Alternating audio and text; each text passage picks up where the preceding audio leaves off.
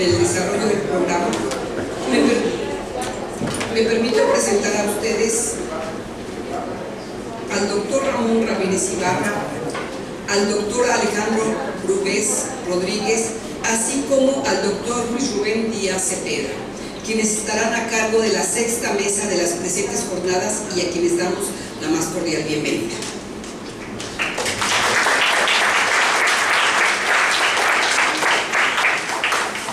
Sin embargo, antes de dar paso a la disertación de nuestros expositores, me permitiré leer breves semblanzas curriculares.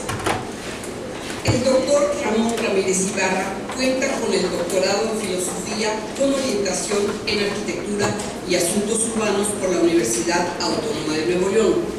Es maestro en Educación por la Universidad Pedagógica Nacional y licenciado en Historia por la Universidad Autónoma de Nuevo León.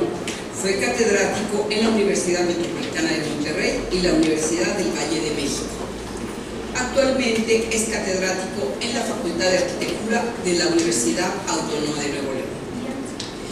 El doctor Alejandro Brugués Rodríguez cuenta con el doctorado en Ciencias Económicas, la maestría en Economía Aplicada y la licenciatura en Economía. Fue coordinador de la maestría en Economía Aplicada del Colegio de la Frontera Norte.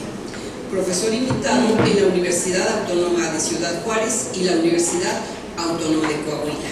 Actualmente es profesor investigador en el Colegio de la Frontera Norte, adscrito al Departamento de Estudios Económicos. El doctor Luis Rubén Díaz Cepeda cuenta con el doctorado en Humanidades por la Universidad Autónoma Metropolitana, Unidad Iztapalapa. Es maestro en Sociología y licenciado en Filosofía por la Universidad de Texas en El Paso. Fue catedrático adjunto en la Universidad de Texas en El Paso y la Universidad Autónoma Metropolitana, Unidad Iztapalapa. Actualmente es catedrático en la Universidad Autónoma de Ciudad Juárez. Una vez leído lo anterior, me permito ceder el uso de la voz a nuestros disertantes. Adelante, doctor. Muy buenas tardes. Mi nombre es Ramón Ramírez Ibarra. Soy del Departamento de Investigación de la Facultad de Arquitectura de la Autónoma de Nuevo León, y como tenemos poquito tiempo, pues voy a aprovechar para platicarles un poco en este breve espacio de qué es lo que hacemos en la universidad, concretamente en nuestro programa doctoral y en nuestras clases ligadas sobre todo al desarrollo de un enfoque territorial del urbanismo y en especial en el estudio de un problema que es el fenómeno metropolitano en las ciudades. En esta cuestión de las migraciones, mi tema está dirigido a las llamadas migraciones internas de carácter metropolitano. ¿Qué son las migraciones internas de carácter metropolitano? Pues son aquellas migraciones en la cual la población se ve obligada a desplazarse de un punto a otro dentro de un mismo ámbito regional y local.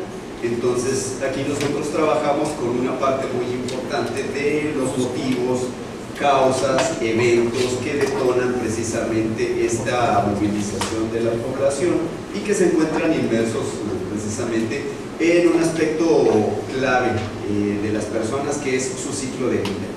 Su ciclo de vida y ocupación, su ciclo de traslados, y por lo tanto pues cambiamos un poco el enfoque, ¿verdad?, que hemos conocido de los tipos de migraciones, que por lo general conocemos la más estudiada y abordada, que es la migración del campo a las ciudades. También otro tipo de migración también, aunque mucho menor medida, de las ciudades al campo, y por supuesto la que se da entre un mismo entorno rural y la que nos interesa a nosotros, que sería en este caso la migración urbana, es decir, los movimientos metropolitanos. ¿Por qué es importante la migración interna metropolitana? Porque actualmente representa el 79.5 alrededor de la población del país. ¿Qué quiere decir? Que toda la población del país en ciudades contiene 8 de cada 10 habitantes. Eso es lo que representa casi un 80%.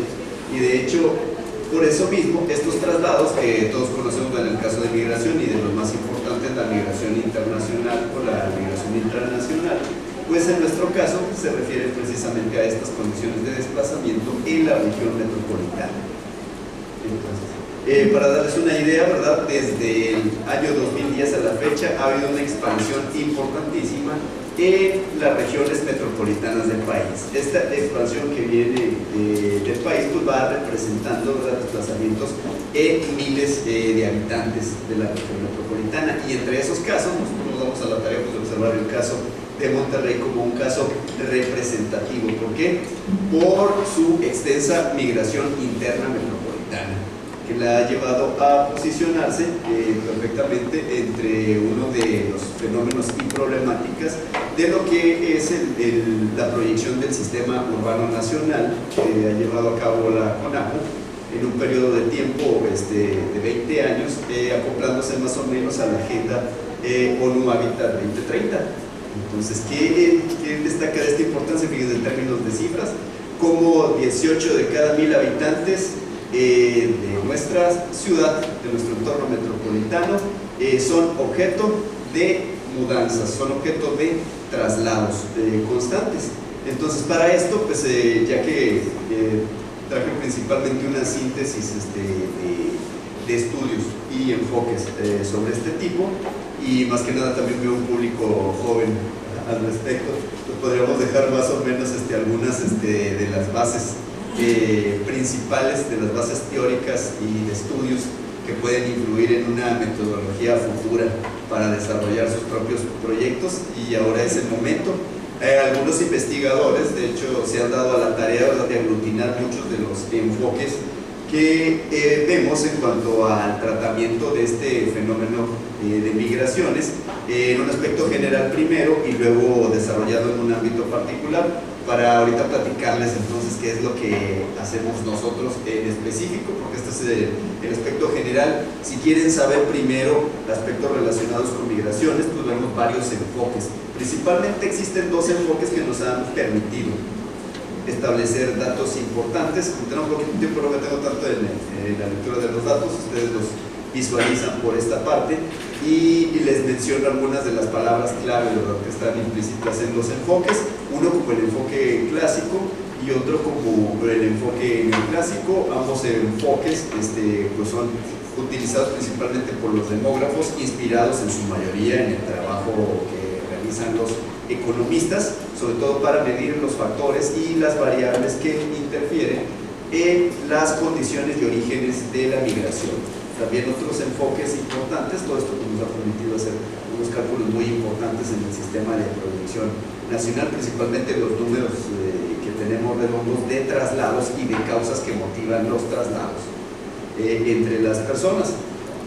Ahora bien, también tenemos, como hace un rato mencionaba también, el enfoque del Centro Económico de Estudio Población para América Latina, conocido como la CEPAL, en donde también podemos observar el desarrollo de casos sobre todo y sus variables a partir de las condiciones estructurales que ha llevado a determinar unos aspectos muy interesantes en ellos, sobre todo relativos a las infraestructuras y a las causas, ¿verdad?, que determinan sobre todo la adquisición de vivienda y el régimen de vivienda que tienen las personas.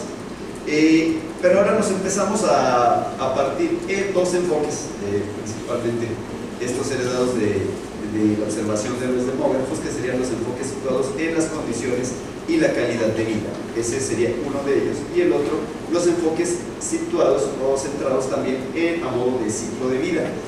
¿Qué interés tienen esta clase de enfoques en el trabajo que hacemos nosotros? Pues consideramos precisamente que las decisiones que establecen las personas para trasladarse o cambiarse entre los distintos ámbitos de la región metropolitana obedecen a causas profundas, y no todas se elaboran partiendo de un principio de acción racional.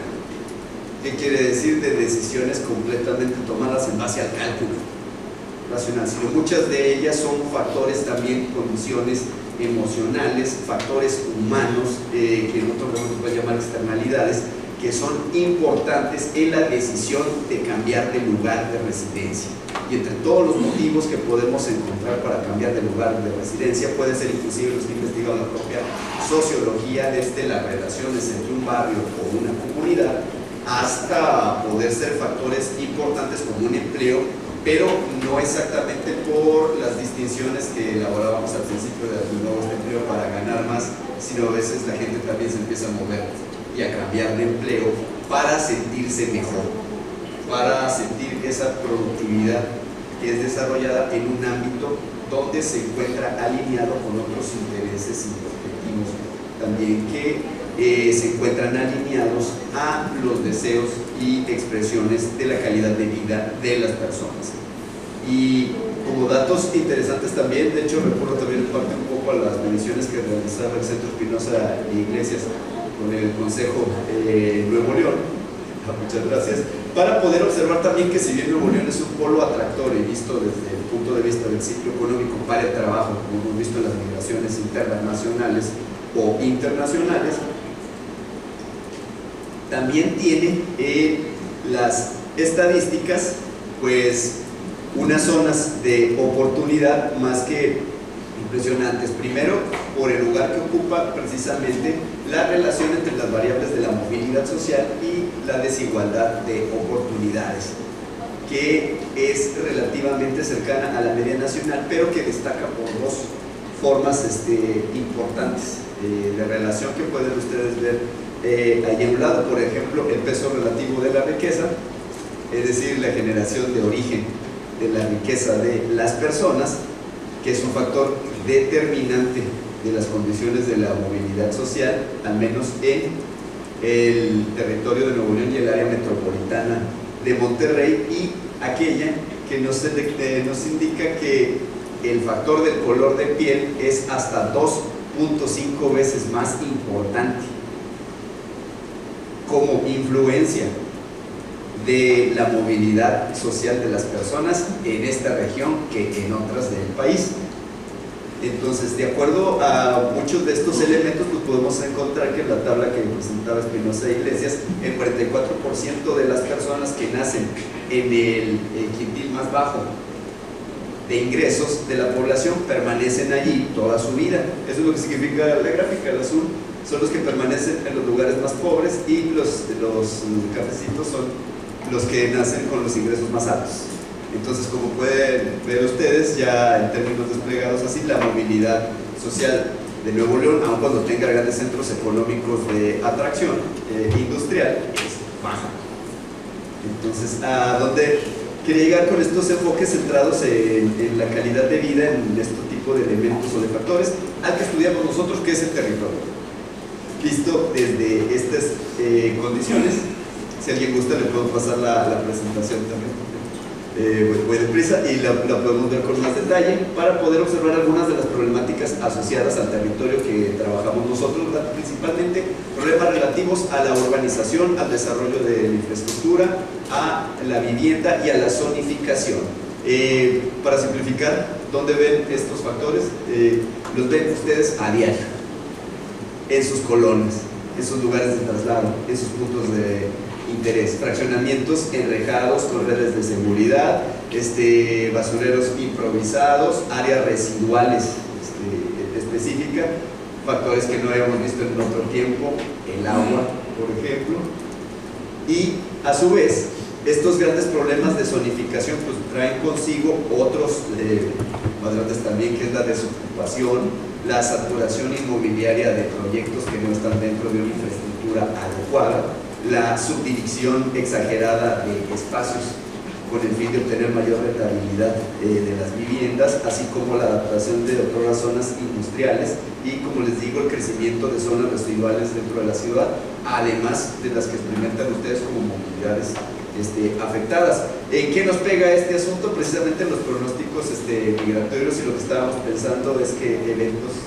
precisamente como la atracción de una gran empresa, pues nos iban a traer riqueza que se iba a esparcir y que iba a ir a haber para todos, para los nativos, para los migrantes, para todo. Y bueno, las polémicas fotos de Omar Martínez sobre la fábrica de Amazon en Tijuana son representativas de algunos de estos factores de desigualdades que observamos.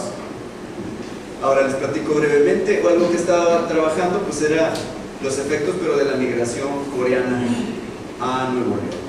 La grafiquita esta de pasteles que les presento pues está tomada en base al conteo, al censo precisamente de población de cada uno de los grupos de procedencia de los migrantes internacionales locales que vemos nosotros. Esta la tomé con un fin ilustrativo que era observar las condiciones en sitio de pesquería. Y como podrán darse cuenta si examinan la gráfica con atención, las condiciones de pesquería como zona difieren realmente poco, pero de la zona rural de Nuevo León. Y sin embargo, por ejemplo, tenemos en medios de comunicación, en su mayoría, mensajes que alientan más una especie de gentrificación del territorio de pesquería. Sí, lo que se ha reconocido, el término conocido como pescorea, ¿verdad?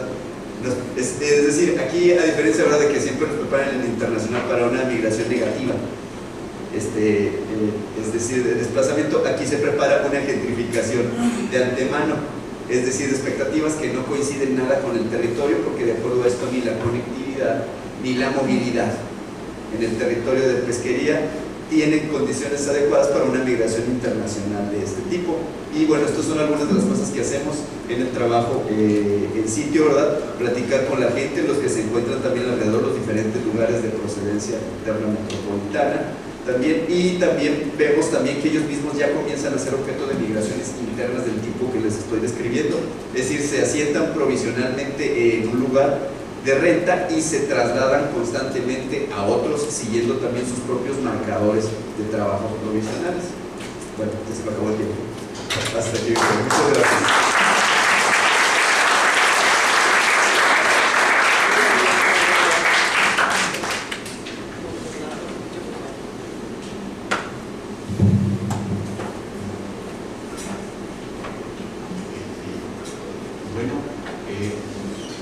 Mi nombre es Alejandro Brugués, ya me he presentado acá a los organizadores del evento, a los cuales también agradezco la invitación que me hacen a participar con ustedes. ¿Más? Ok. Ahora sí. Vale. Comentaba que mi nombre es Alejandro Brugués, como ya me presentaron los organizadores del evento.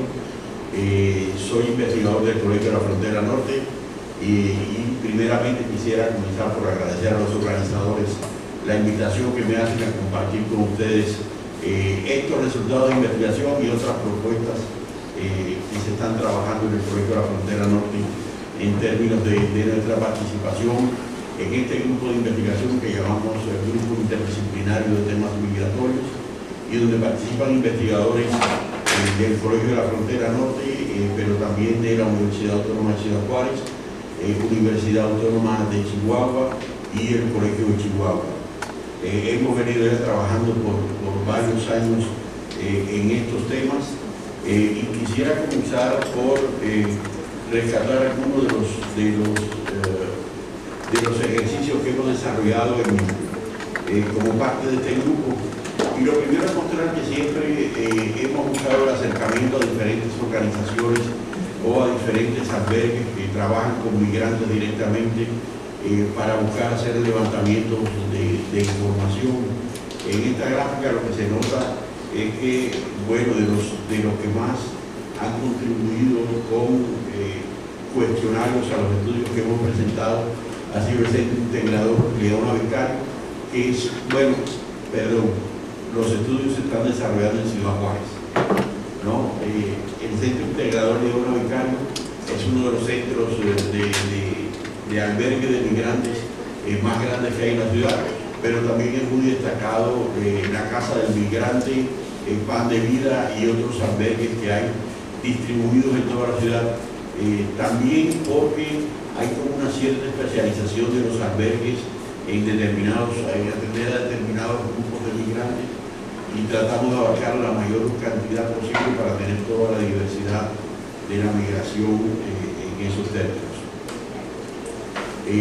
Los estudios que desarrollamos tanto en 2022 como en 2019 tuvieron alrededor de unos 900 cuestionarios para personas.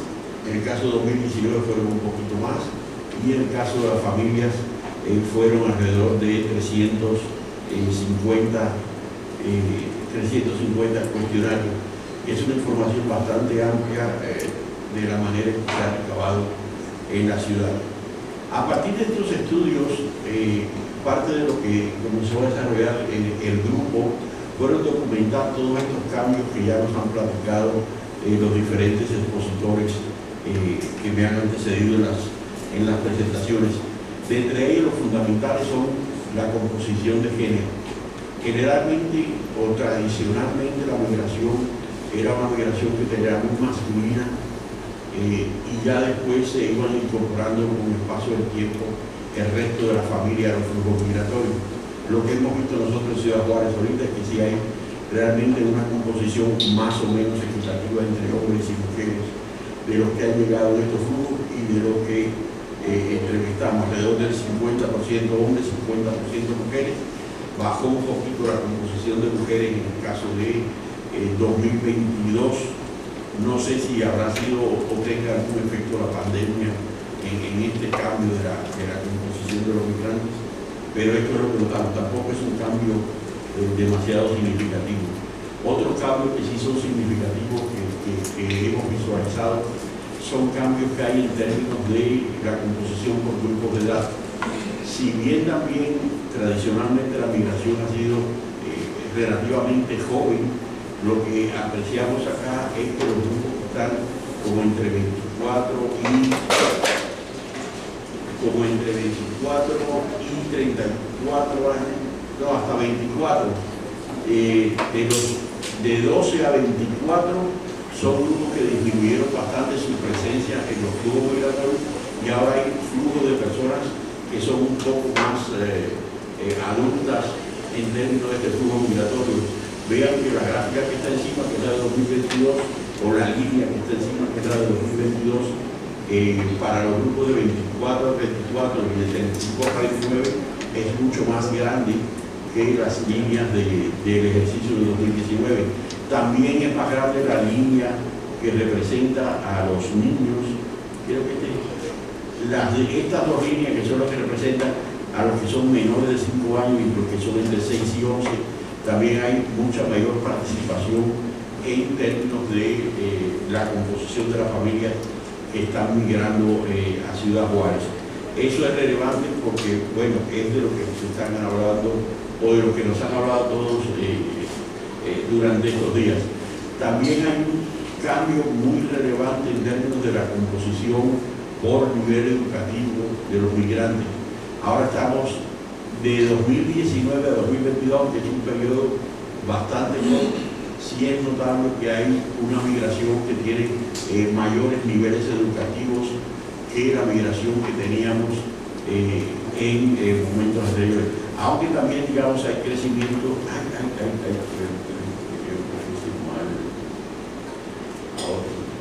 También hay crecimiento en lo que son los niveles educativos más bajos, ¿no? Los grupos intermedios fueron los que redujeron su participación. También ha habido cambios muy relevantes en términos de los lugares de origen de los migrantes. A veces hablamos de los flujos migratorios como si fueran algo homogéneo y realmente lo que estamos evidenciando es que esta migración no es para nada homogénea. Si se fijan acá, bueno, Honduras sí ha mantenido su primer lugar como el flujo migratorio más importante que ha llegado a Ciudad Juárez. Pero si se fijan, por ejemplo, en el caso de Cuba, que en 2019 representó casi 20% de los entrevistados, en el caso de 2022 esto bajó a 3.8. Eso es un cambio muy significativo. También en el caso de Guatemala disminuye alrededor de un 7-8%, El Salvador disminuye también buena parte de su proporción. Por ejemplo, en el año 2022 había un flujo de haitianos muy importante a Ciudad Juárez y esos son cambios muy relevantes porque, como decían ayer, cada uno viene con su maleta cultural, ¿no?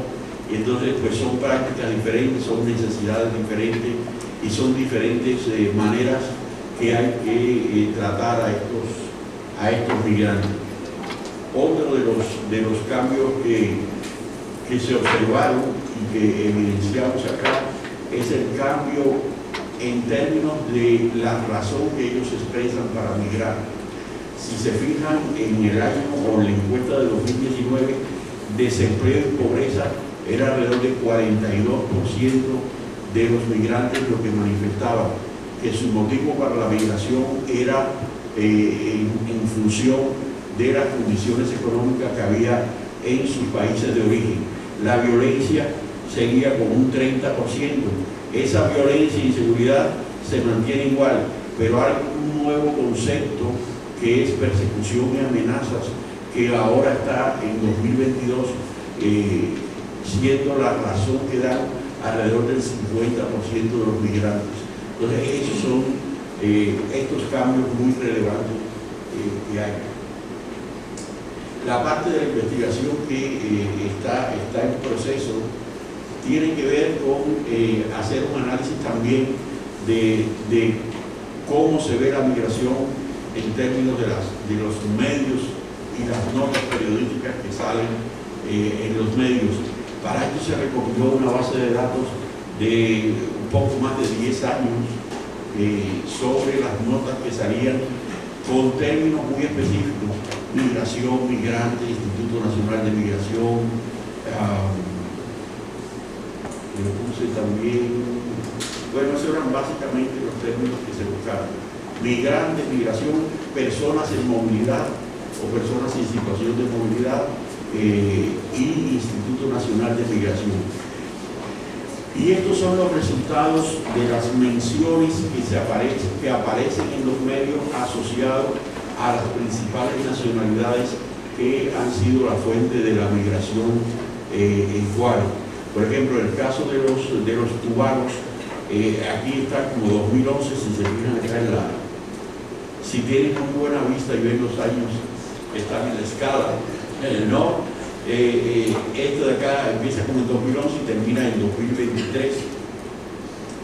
Entonces el pico de la migración de cubanos en Juárez es alrededor de 2017, 2018. Aparte de eso, mencionaban también nuestra colega María Inés y Rodolfo también, recuerdan el efecto de llamado que había para el caso de algunas nacionalidades. Así le llamaron, ¿verdad? Bueno, el efecto de llamado, mire, lo podemos ver aquí: nicaragüenses y venezolanos. Bueno, nicaragüenses sí había una cierta tradición de migración a Juárez, pero vean cómo aquí, como en el año 2020, comienza a haber un incremento desproporcionado que no tiene nada que ver con la tendencia de las migraciones que se veían tradicionalmente a Juárez. Y esto pasa también con el caso de los venezolanos, ¿no? No hay casi migración o presencia de venezolanos en los flujos migratorios, pero a partir de 2019-2020 comienza a haber, digamos, un incremento sin precedente de los migrantes venezolanos. Acuerden que los estoy interpretando a partir de las menciones en las notas periodísticas, ¿sí? No es la cantidad de personas, es la cantidad de notas periodísticas que tienen que ver con los migrantes asociados a estos orígenes nacionales. Bueno, entonces, puse estas porque son como las principales notas. A mí me estaba fijando que se me olvidaron los haitianos también como entre los principales grupos que habíamos visto, ¿no? Otra de las cosas que vimos era con qué tipo de palabras se asociaban las menciones a las nacionalidades. Está muy pequeñito, pero realmente, por ejemplo, miren, es muy destacable. En el caso de los cubanos, por aquí está asilo político. Entonces, los cubanos son los únicos que en las notas periodísticas está asociado el origen nacional de los cubanos con solicitudes de asilo político. En el caso de los tres de arriba,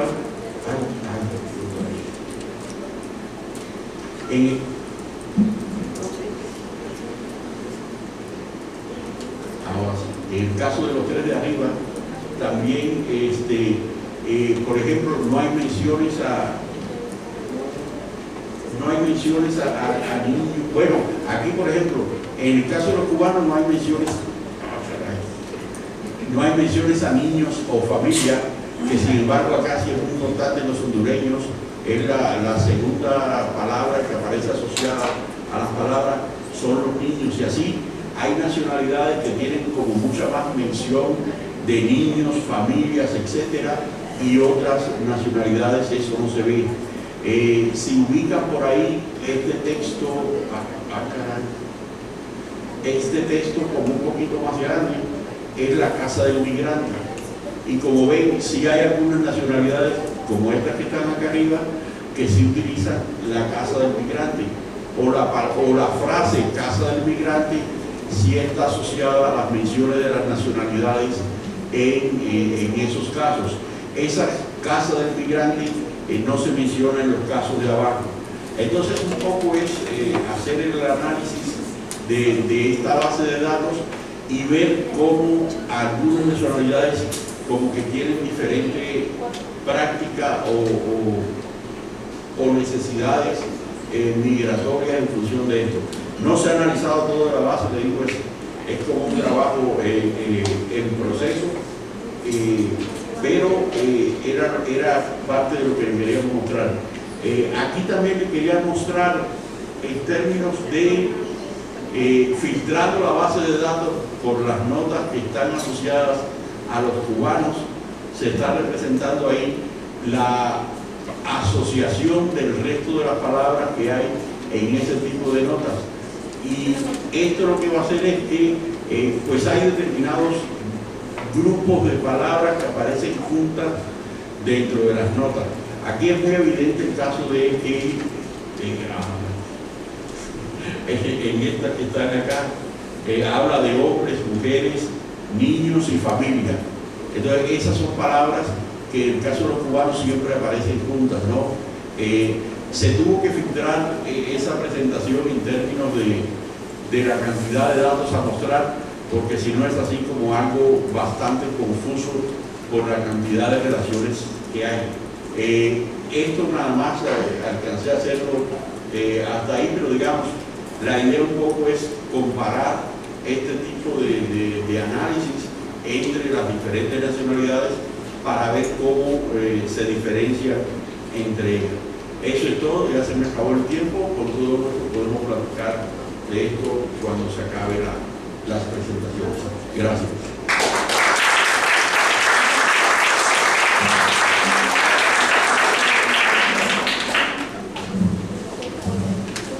¿Qué tal? Buenas tardes a todas, a todos. ¿Sí se escucha?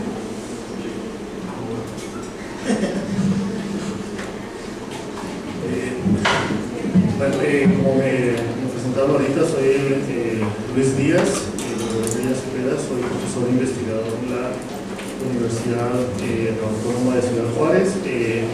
Tengo ambas formaciones, tanto en sociología como en filosofía política, con una tendencia o un enfoque en la filosofía política latinoamericana.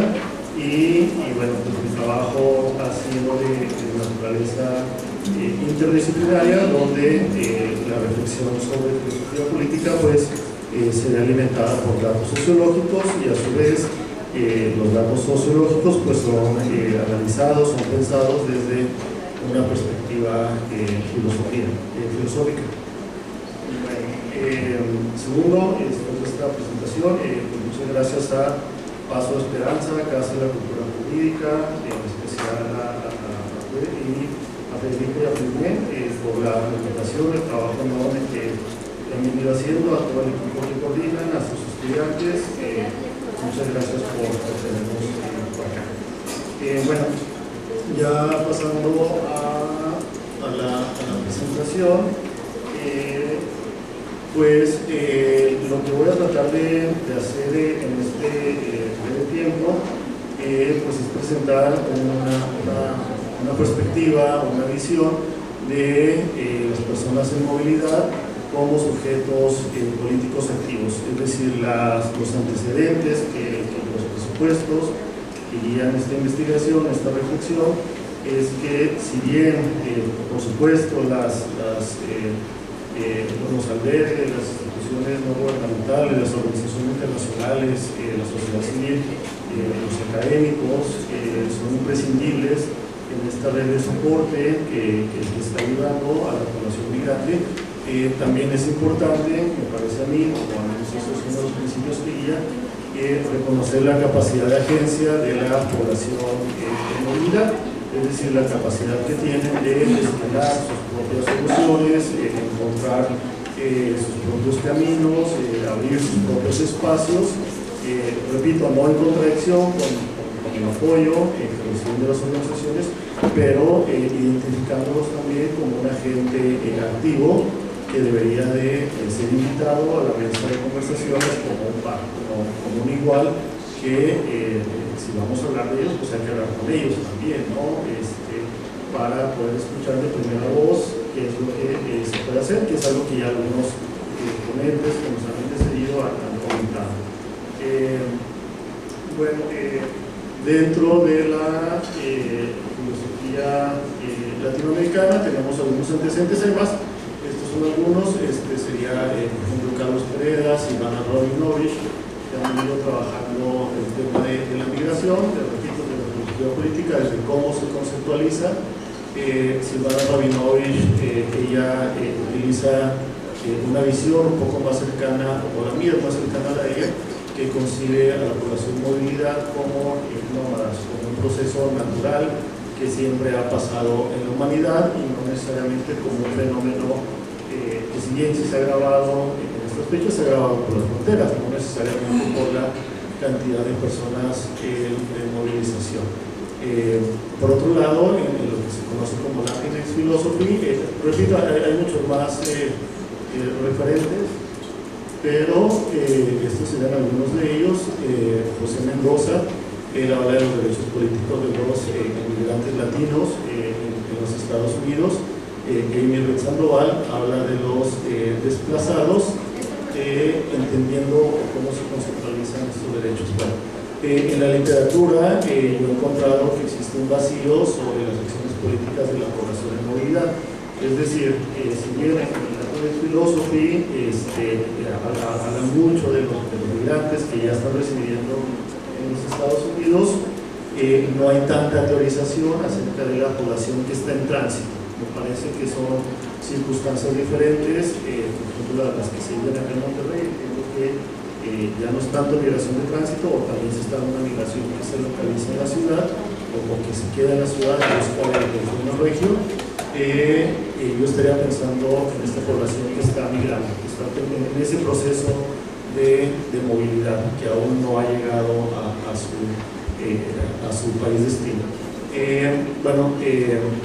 Ahí se alcanza a ver un poco la letra, posiblemente. La población de movilidad, como nos comentaba ayer varios ponentes, incluye varios, en eso en particular, si no recuerdo, la población de movilidad incluye exiliados, refugios, peticionantes de asilo, desplazados, reunificación familiar, migrantes económicos, migrantes en retorno, repatriados, deportados. Es decir, existe una diversidad de flujo migratorio, no es único ni es homogéneo.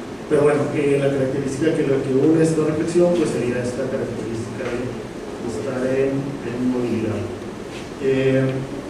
Y bueno, la pregunta que motiva esta reflexión, este estudio, es si las personas en movilidad humana se politizan o no, y si lo hacen, ¿cómo lo hacen?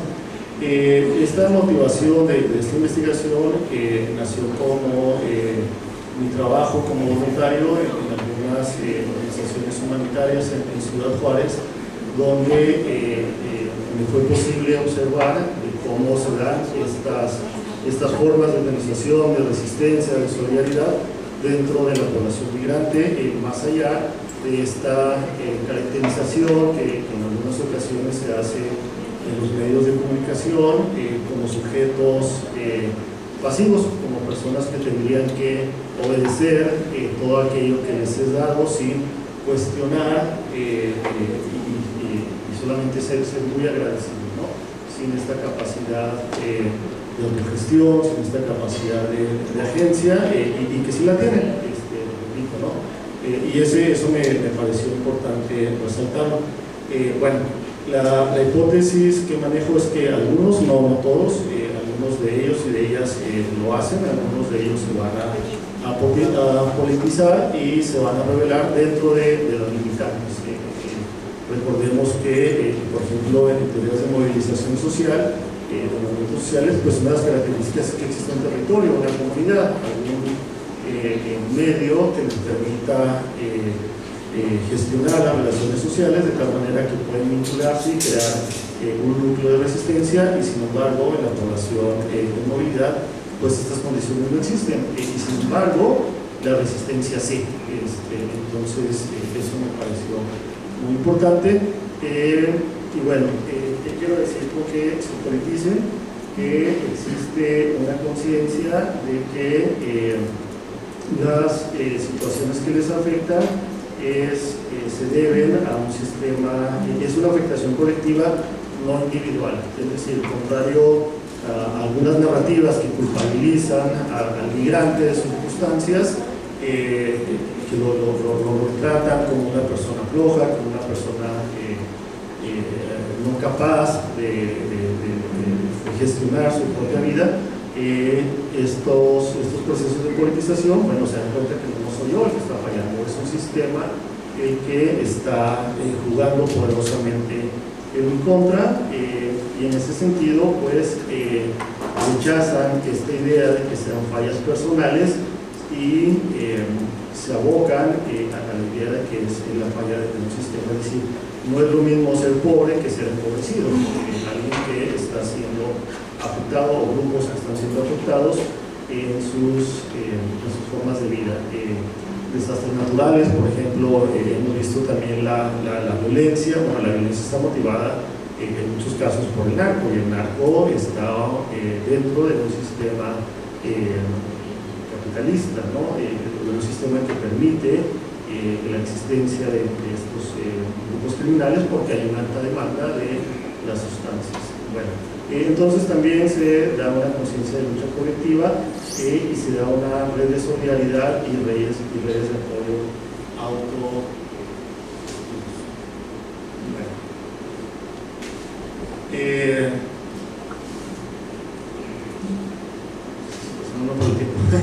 Bueno, entonces los presupuestos que están atrás de esta investigación es que estamos en un sistema moderno colonial donde los países van a estar divididos en países centrales y países periféricos, donde los países periféricos pues proveemos mano de obra, recursos naturales, y nuestras poblaciones dentro de una teoría de colonialidad del poder o la matriz colonial son o somos discriminados por esta matriz de raza, género y clase, donde ciertos grupos son considerados subhumanos.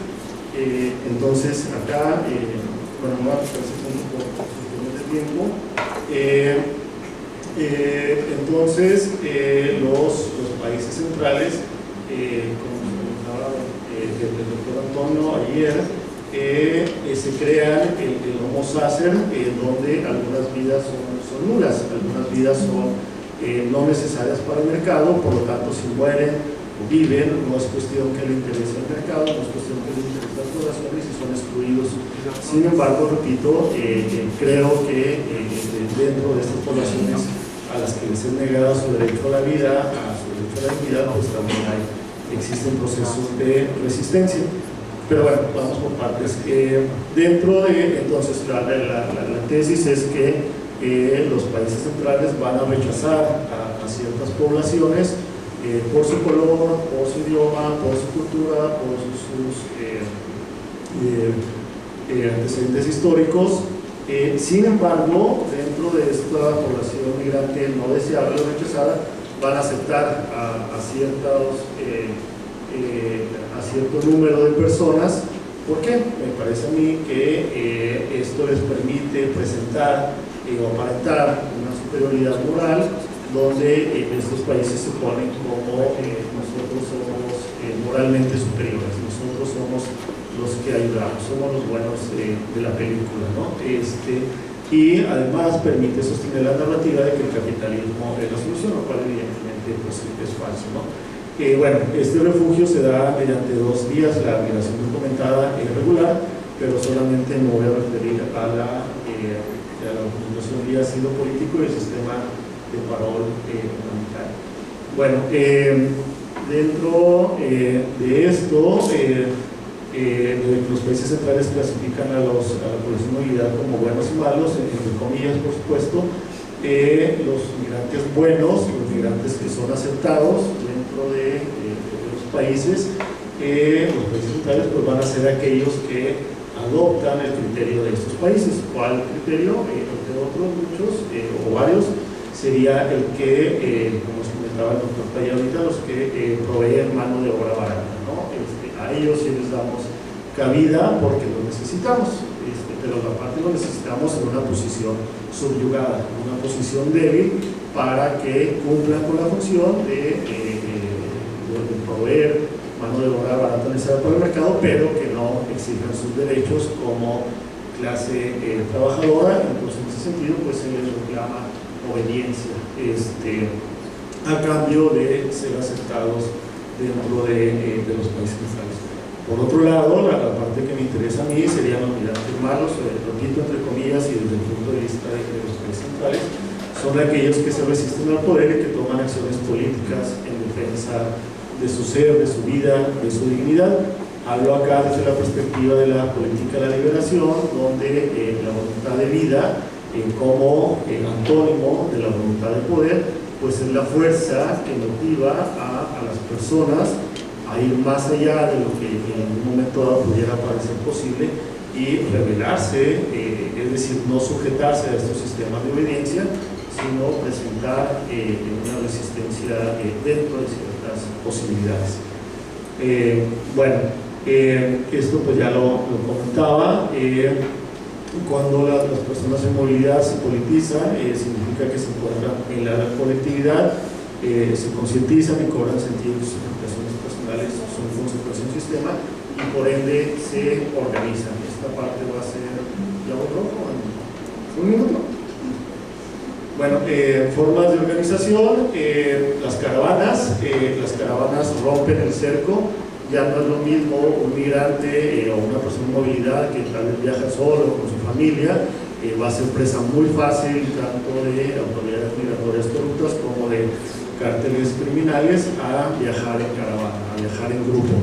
Entonces se brinda protección mutua y además, muy importante, al menos para la perspectiva, se convierten en un agente de diálogo. Es decir, ha habido, no vamos a entrar en detalles por cuestión de tiempo, donde las caravanas han forzado al gobierno, al Estado mexicano, a sentarse a platicar para poder garantizarles el derecho al tránsito o reconocer su derecho a libre tránsito. Otra forma de politización o otra manifestación serían las protestas, que también se han dado en las estaciones migratorias, donde la población de movilidad se organiza en un agente colectivo y ha hecho presión dentro de las estaciones migratorias, pues precisamente para que cambien las condiciones humanas en las que viven. Igual, demandan colectivamente el paso, buscan el diálogo con autoridades, la ocupa de espacios. En Ciudad Juárez se ha dado que los migrantes o la población de movilidad han ocupado espacios, edificios que estaban deshabitados y los están habitando, están resignificando el espacio público, así también como a las plazas. Ya por cuestión de tiempo, las limitaciones de esta investigación, al menos las que yo alcanzo a ver, si me hacen ver otras, pues nos agradecería mucho. Existe el riesgo de romantizar a la población en movilidad, ¿no? Que se den estas redes de solidaridad no significa tampoco que estas redes sean puras, que no cometan errores.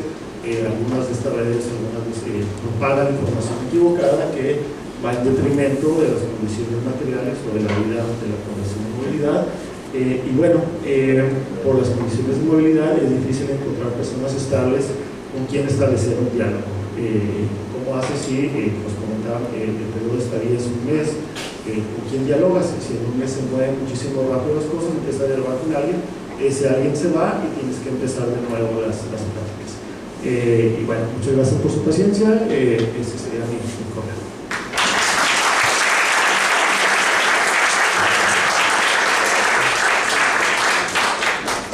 Muchísimas gracias, doctores. Y bueno, tenemos tiempo para preguntas. Sí, adelante, doctor.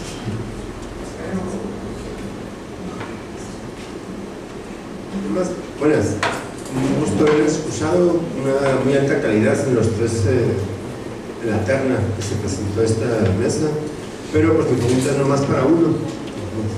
Es en el caso de Rubén Díaz, le menciona al Homo sacer. Existe también en sociología, no sé qué tan coetáneo hayan sido, un uso de Bauman, un libro completo, Vidas desperdiciadas o vidas desechadas, en el que plantea, y ahí va la pregunta o la reflexión, que esas vidas desperdiciadas no lo son tanto, son recicladas por el capital. Igualmente se vuelven a significar capital. Por ejemplo, para no extenderme, por parte de las mismas organizaciones asistenciales, los fondos de apoyo a la beneficencia pública, las policías, ¿no?, migratorias, o por ejemplo cuando son deportados o son migrantes, pues de pronto tienes fondos asignados a policía migratoria, existe empleo, o sea, realmente no son tan absolutamente nulos, ¿vale?, en el sentido de un sistema en el que vivimos y que planteaste como que hacen resistencia.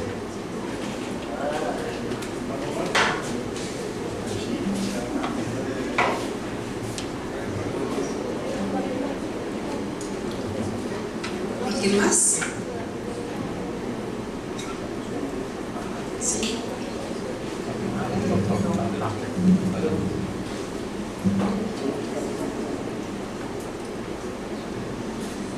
Mi pregunta va para el Arqui. Está así muy... No, tiene que ver con el planteamiento que haces así muy puntual de cómo se ha dado el tránsito de la población rural hacia la ciudad, que es digamos, el tránsito, podríamos por decirlo así, natural, ¿no? Las ciudades, todas las urbes se han nutrido siempre y por eso también se habla que la distinción rural-urbana también es una distinción porosa, ¿no?, gris, en la cual, porque muchas veces se reproducen esas tipo de convivencia rural al interior de las ciudades. Por ejemplo, eso se ha dicho mucho sobre la Ciudad de México, ¿no?, donde comunidades mixtecas, chontales, se instalan en ciertos barrios de lo que se dice en Nesa York, ¿no? Y mi pregunta va en el sentido de que, por ejemplo, tú hiciste un buen contraste entre ese tipo de movilidad y la migración extranjera que viene con todo el aparato de las transnacionales, como es la comunidad coreana, que es una de las comunidades más visibles en la ciudad, porque aquí están instaladas una buena parte de las maquiladoras de los clústeres coreanos, ¿no?, que son básicamente los que lideran los mercados mundiales en electrodomésticos y en otras áreas, ¿no? Pero, y te referiste muy particularmente a una zona en la cual se ubica. Y mi pregunta es si solamente son visibles de manera tan prominente la comunidad coreana, o si existen otro tipo de comunidades que quizá no con esa prominencia como la comunidad coreana, pero sí otro tipo que vienen en esto que le podemos llamar la migración en el sistema, ¿no?, pero dentro del sistema global. Esa es mi pregunta.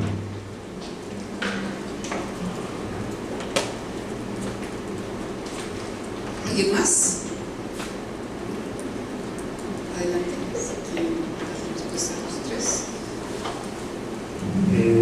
sí, una excelente pregunta. Estoy de acuerdo, no se puede escapar del capitalismo. El capitalismo es global, no podemos estar fuera de esa exterioridad.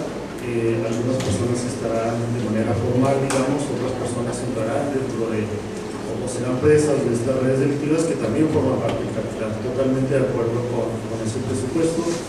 Lo único que yo argumentaría es que precisamente la posición, la ponencia, la idea, lo que es esto, es la contrapartida, la respuesta a esta posición donde los sujetos, se vamos a hacer expuesto en una situación pasiva a disposición de los grupos criminales, etcétera, etcétera, y que dentro que incluso el presupuesto que está atrás es, ¿no? Que aún en las peores condiciones se pueden dar fenómenos de resistencia. Tal vez no tan elevados, tal vez no van a cambiar el mundo, tal vez no van a, o seguramente no van a cambiar el sistema en el corto plazo, pero que esas pequeñas resistencias, esas pequeñas, no quiero usar la palabra resiliencia, a mí me gusta más la palabra resistencia, la palabra rebelión, permiten que se cierre el círculo, permiten que la opresión del capital no sea absoluta. Entonces, una pequeña grieta que se le puede abrir es una pequeña grieta que tal vez en algún momento puede crecer. Es decir, si antes se pensaba en el sujeto político privilegiado al proletariado, después en México o Latinoamérica la población indígena, tal vez ahora la población migrante sea este sujeto político, la población movilidad, que desafíe un sistema al cual nos está afectando a todos.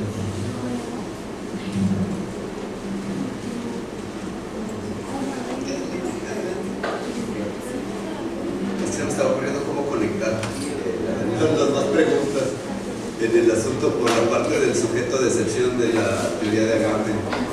Es una parte importante. Yo lo vamos a hacer un perfil como necropolítico, en todo caso, Chile en Pepe, que es como el resurgimiento de una lógica colonial de ocupación de los espacios. Entonces tenemos por una parte, cuando hace contacto esto con el territorio, una dimensión real del territorio y un territorio imaginario.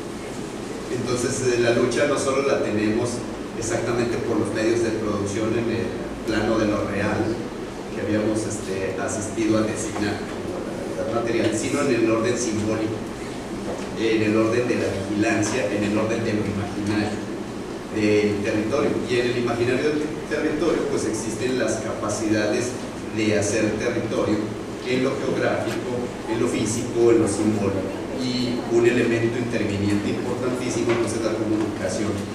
En estos elementos, a través de él, se construyen imaginarios específicos sobre personas, grupos humanos, situaciones, eventos, etc. De hecho, rescatando lo que hace el doctor Burgues ahorita, que mostraba las notas bien interesantes de distribución de los términos, se pueden armar campos semánticos específicos con los cuales algunos medios ordenan la experiencia de realidad o de lo que dicen que es la realidad.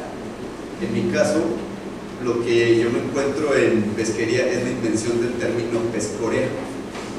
Es decir, a esa migración no la invisibilizan, por ejemplo, de parte de una especie de hegemonía de representación del poder, sino es como si la esperaran. O sea, aquí está, mírenlo, le dan una serie de materiales, una TikToker muy famosa que es Chihuahua Amiga, inclusive es la principal difusora del término pescorea, lo difunde la BBC, el Canal 12, todos hablan de pescorea como si estuviéramos hablando de un barrio chino, en su mayoría, aunque en realidad un barrio con estas características se encuentra en la colonia Juárez, en el Distrito Federal, con la serie de negocios y departamentos habitados específicamente por la comunidad coreana. Aquí lo que hacen es difundir primero el imaginario y luego esperar la gentrificación. Es decir, con este imaginario pues vamos sacando a la gente de pesquería, gente que, como pudieron ver en la gráfica que traía, tiene niveles de escolaridad tan bajos como los del sur de Nueva York. Es decir, no van a ser los trabajadores futuros de quién. Pero al mismo tiempo tiene una serie de problemáticas de movilidad, de entorno territorial, de conectividad que hacen imposible que los coreanos puedan estar en pesquería, entonces no existe pescorea. Es una dinámica de expulsión imaginaria implementada por medios de comunicación en su mayoría para invitar a una colonización que no existe. La comunidad coreana la investiga y está distribuida en toda la zona metropolitana en diferentes negocios, son dueños en su mayoría de restaurantes y tienen hasta plazas comerciales con un 90% de servicios coreanos, que significa una red de cafeterías, una red de panaderías ahí mismo, también atención a sus aparatos electrodomésticos con sus marcas manuales, una red de servicios técnicos de todo tipo. Es decir, están implementando un territorio alternativo en distintos puntos de la ciudad, no muy alejados de Kia, pero no en el municipio de Pesquería. Es una característica. Ahora, los demás grupos tardan un tiempo en hacerse visibles en el entorno metropolitano. Por ejemplo, las estadísticas que les presento son hasta 2020 y por ejemplo ahí no está distinguida de Centroamérica y el Caribe la de la comunidad haitiana, que todos a nivel de calle pueden percibir perfectamente que en el enfoque que realicemos posteriormente van a aparecer en el dato, porque pues lo podemos ver vendiendo pollos atrás de Bernardo Reyes, porque son una comunidad que tiene un sentido de existencia diferente al de las otras comunidades, es decir, se visibiliza a través del trabajo que ellos mismos se proponen, y ellos mismos, como han dado sondando y investigando, son capaces de tener un factor de movilización interna, de migración interna, muy interesante, porque ya localizan rentas provisionales en lugares donde trabajar 6 meses, un año, y luego se trasladan a otros lugares más próximos a los trabajos provisionales que van logrando. Otro factor interesante que me he estado encontrando también estudian. Es algunos de ellos que vienen con familias hacen el esfuerzo porque sus hijos traten de entrar al sistema educativo. Este factor es importante. Entonces, sin embargo, si observamos la dinámica que se da más o menos en medios, no son tratados similar a como se trata a la comunidad coreana. Es decir, una es básicamente invisibilizada. A través de los registros también me encontré que no son tantos coreanos como pensábamos que iban a llegar. Y de hecho no sé si conocen algunas cosas también que hacen trabajo, que hacen algunos influencers muy interesantes, como los chicos que se llama la granja sanitaria, que hacen algunos de los recorridos y le preguntan a las señoras de pesquería cuántos coreanos vieron y dicen, porque ya venden lotes.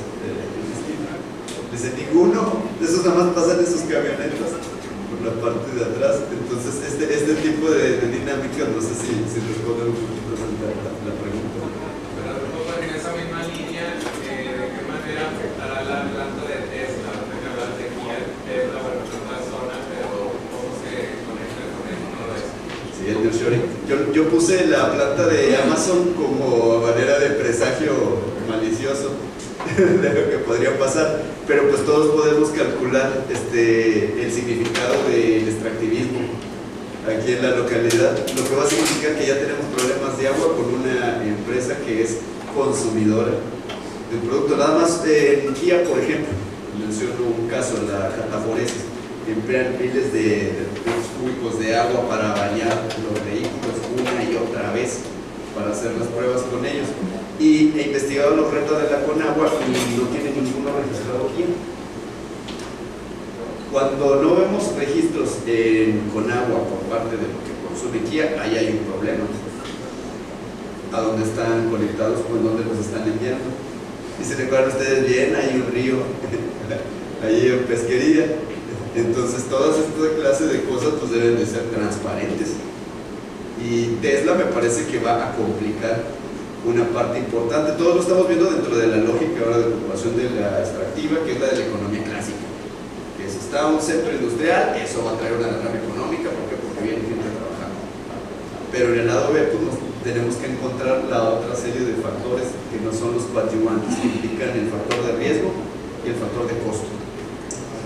Y ese a veces puede ser el más importante. No sé qué piensen ustedes. Ustedes son el futuro.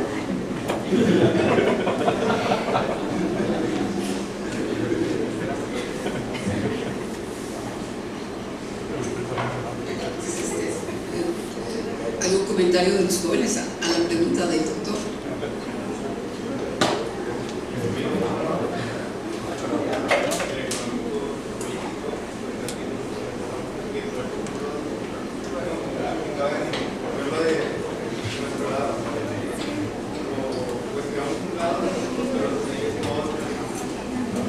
Quedamos un lado y se iba a otro y no sabemos cómo. Bueno, ahorita que estamos jóvenes, no tenemos ni idea en sí, que no estamos tan involucrados, pero esperemos el día de mañana entre esa educación para saber cómo guiarnos o cómo basarnos al tomar una decisión correcta.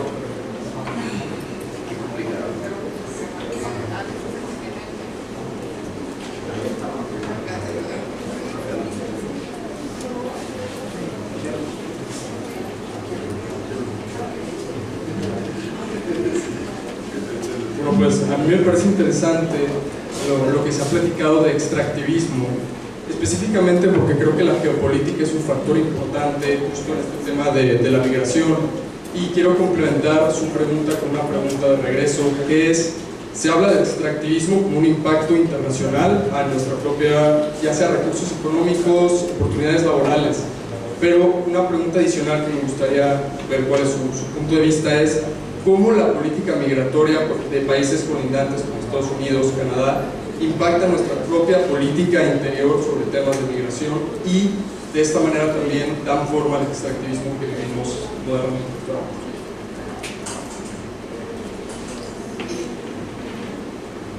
Bien, ¿contestan esa pregunta o hacen que hagan otra pregunta? Más preguntas. Es para Alejandro. Si nos pudieras hablar precisamente de estos campos semánticos en el caso del seguimiento que existe de las notas sobre cómo tratan a los diferentes grupos. En el último periodo se hizo un contraste muy fuerte entre el flujo venezolano y el flujo cubano, unos los malos y otros los buenos, un poco hablando en términos de Luis. Venezolanos realizaron protestas en la mera línea. ¿Cómo trataron? Eso ya no lo comentaste. Gracias.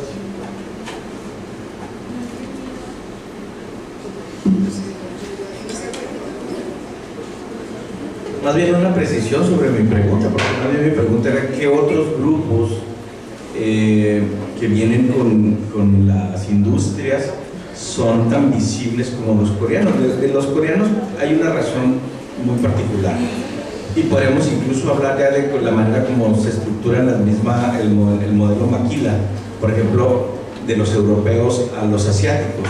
Los asiáticos normalmente traen su personal, mientras que los europeos contratan nacionales o bien dentro del mismo flujo, pero no son propiamente europeos, nada más vienen en oleadas de supervisión. Esa es una diferencia importante dentro del mismo modelo maquilador.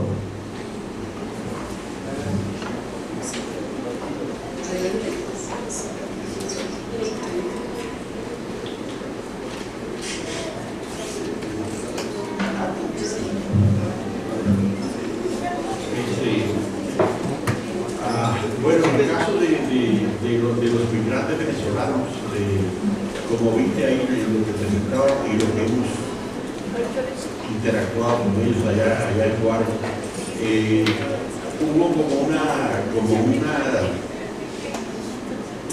reacción de ellos, porque el efecto llamado es muy fuerte en los últimos 2 o 3 años. Viste el crecimiento que tuvo cuando no había tradición de migración de venezolanos, generalmente en el caso de Juárez, ¿no? Y entonces hacen un trayecto de media América, y ya estando cerca de llegar a su objetivo de cruzar a los Estados Unidos, cierran el mecanismo que ellos pensaban utilizar para acceder a los Estados Unidos, y lo cambian de una manera muy significativa. ¿Te acuerdas también que requerían el uso de la aplicación, pero también el programa requería que hubiera patrocinadores, lo cual muchos no tenían? La aplicación también tuvo como dificultades por la no previeron adecuadamente, digamos, la demanda que iba a tener el uso de la aplicación, y entonces la aplicación no funcionaba, se colgaba, etc. Pero inclusive los que han logrado meter los datos en la aplicación no han tenido una respuesta rápida, ¿no? Entonces han metido sus datos pero no tienen respuesta. Entonces, digamos, todo eso son como elementos que se han ido acumulando en un descontento generalizado de ellos, y luego tiene mucho también el efecto de sus mecanismos de comunicación a través de redes sociales, ¿no? En algunos momentos les dicen que van a abrir la puerta para que entren los venezolanos a Estados Unidos, igual son puras, como que no voy a usar fake news, porque no me gusta el término ni las personas que esto, pero digamos, son informaciones no correctas o no adecuadas, ¿no? Están muy pendientes de ese tipo de cuestiones, ¿no? Hay llamados, aparte de las redes sociales, a que hagan determinados tipos de manifestaciones. Recuerda también que cuando llegaron a la fuerza, se instalaron en el bordo del río, donde era una zona no apropiada para que hubiera un campamento, ¿no? Entonces, no consideraron el sistema de albergue que había en Ciudad Juárez, y por la fuerza se instalaron en el bordo del río, con las consecuencias que finalmente hubo, ¿no? Ahí está la foto de Rodolfo que presentó de parte del campamento en el bordo del río, ¿no? Entonces, digamos, como que han sido muy, como dijera también acá Luis, han sido como muy combativos en términos de no seguir las reglas que se le han pedido, ¿no? Entonces, es así como se tiene la idea de que es una comunidad conflictiva, ¿no? Pero bueno.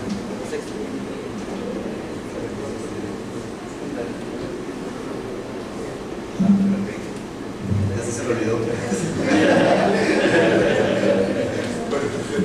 Déjeme ver cómo enlazo las tres cuestiones. Por una parte, una lógica extractiva, por otra, el capital, y por otra, redes imaginarias de comunicación, lo que son redes imaginarias de comunicación política en torno al capital. En la extracción, las empresas se basan en la externalización de costos. Entonces, las diferencias pues, obviamente son los enfoques empresariales. El coreano se parece más al seibatsu japonés, de esta manera donde la dinámica del honor coordina muchísimo las relaciones del propio empresariado y por lo tanto los puestos clave en todos ellos. Las otras perspectivas, los capitales europeos o americanos suelen ser más pragmáticos en la manera de dirigirse hacia las comunidades. Pero pues, un antecedente lo podemos ver, por ejemplo, en la manera en que se impulsa el clúster automotriz en México, ¿no? Como industria. Una industria en crecimiento, no muy lejos. Aquí pues, no tenemos la planta de Dodge de Chrysler, aquí en Ramos Arizpe. Cada una de ellas sabemos que lo que se generan son como mandos subsidiarios, y por lo general no son las altas gerencias las que se colocan en estos puestos, sino básicamente son el trabajo de maquila en su mayoría. De ninguno de ellos está claro. Ahora, los movimientos del capital transnacional no generan sus dinámicas migratorias. Por ejemplo, Ciudad Juárez y Tijuana tienen unas muy particulares que ya son improntas históricas que son diferentes, aunque los rebotes que nosotros tenemos, por ejemplo, el de Haití, lo vemos reflejado nosotros aquí precisamente en la transición. Entonces se visibilizan, pero pasa un tiempo sustantivo para que eso suceda. Ahora, la pregunta del compañero era qué complicado, ¿no? En una generación con una red de mensajes tan impresionante y sobre todo conectada en cualquier momento del día, donde todas las vidas y todas las opiniones son objeto de una constante vigilancia, aprobación y rechazo. Es decir, ya no tenemos ni siquiera, y ahí sí recurro ahorita que mencionaban hace un momentito, ya vamos precisamente a la espera. Es decir, el tiempo de espera para observar una información, para hacerte de un punto de vista y luego externar ese punto de vista, y si se fijan bien, toda esa dinámica del tiempo ha sido básicamente neutralizada. Entonces nuestras reacciones tienen que ser inmediatas, así absolutas, o estás fuera del juego que representa en algunos momentos la cantidad de opiniones sobre las personas. Entonces ahí sí veo un asunto peligroso. También a futuro, ¿verdad? Es en el trabajo precisamente cuando lo digital suplanta lo real, o cuando invisibilizamos los costos a partir precisamente de la revisión de las relaciones imaginarias y los poderes. ¿Por qué? Porque hay significados, de hecho hay una inflación inclusive de significados separados a tal grado de que nos quedamos básicamente en un estado cero. Es decir, si nos movemos está mal, y si no nos movemos también estamos mal. Sí, ¿no? Es un poquito a lo que trataba de hacer referencia. Entonces, en este sentido, lo único que va quedando claro hasta donde pude captar también un poco la pregunta es que sí, el único que no se, al parecer no se mueve y que no se movió, como decía, no sé si han leído Thomas Piketty, que no se ha movido en los últimos 300 años, parece ser que es el gran capital. Y muchas de las mismas familias siguen siendo esas familias. No sé si respondo la pregunta. No sé quién quiere hacer algún comentario, quiere cerrar con alguna reflexión, doctores. Pues nada más un comentario breve, comentaba Alejandro. Sí, la situación de los venezolanos es complicada y de verdad que han adolescentes. Estoy de acuerdo en que fueron percibidos como combativos, como problemas, esta narrativa. Y lo que yo estoy argumentando no es necesariamente que tuvieran razón en permanecer en el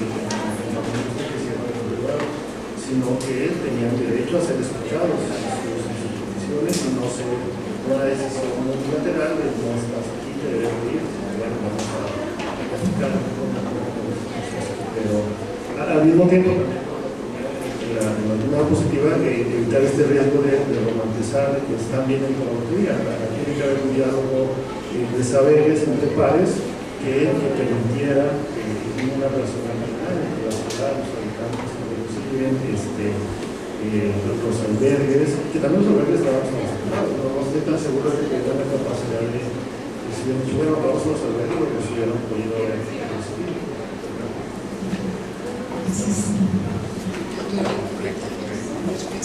Gracias. Pues muchísimas gracias a nuestros expositores.